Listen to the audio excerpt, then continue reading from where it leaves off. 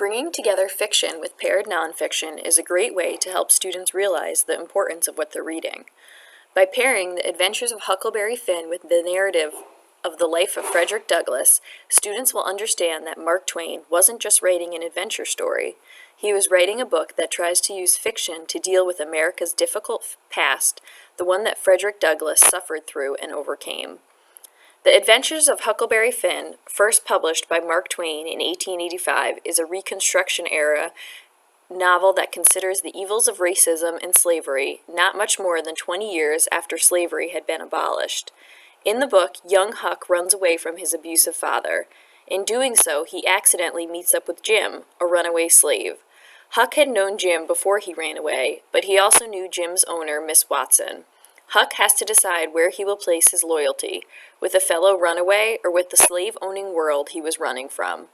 Throughout the book, as Huck and Jim head down the Mississippi River and their friendship grows, Huck's ability to defy his society's racism is challenged, but also grows.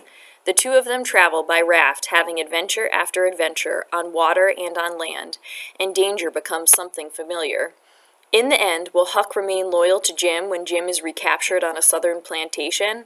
Will Tom Sawyer help them make the escape? Narrative of the Life of Frederick Douglass, published in 1845, is Douglass's autobiographical account of growing up a slave on Maryland plantations. Douglass wrote about what it was like to be born into slavery, being separated from his mother from a very early age, and knowing that his master was also his father. Douglass tells his audience about the countless atrocities of slavery, which he of course knew and suffered through. He writes about the cruel heartlessness of masters and overseers, of the hopelessness of his peers and family, and of the systemic abuse.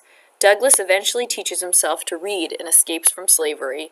He breaks out of America's racist nightmare, but then goes to champion that cause of abolition so that others might become free.